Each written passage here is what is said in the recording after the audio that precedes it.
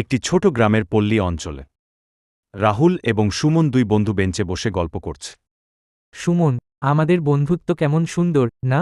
হ্যাঁ, রাহুল। আমরা কতদিন ধরে একসাথে আছি? স্কুলের প্রথম দিন থেকেই। সত্যি, আমাদের অনেক স্মৃতি আছে। মনে আছে যখন আমরা পরীক্ষার আগে রাতভর পড়াশোনা করতাম? হ্যাঁ, এবং আমি সব সময় তোর কাছে নোট চাইতাম।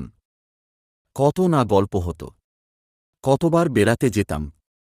চলো রাহুল, দুজনে নদীর তীরে ঘুরতে যায়। রাহুল এবং সুমন পায়ে হেঁটে নদীর পাড়ে যাচ্ছে।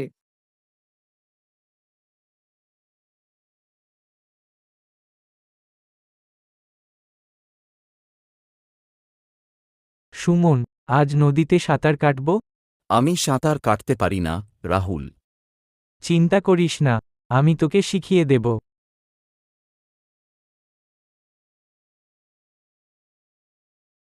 রাহুল, আমি ভয় পাচ্ছি। ভয় পাস না, আমি তোকে ধরেছি। ধীরে ধীরে চল। সত্যি, রাহুল, তুই কত ভালো বন্ধু। বন্ধু, এখন আমি ক্লান্ত। চলো একটু বিশ্রাম নে। হ্যাঁ, হ্যাঁ, চলো যাওয়া যাক।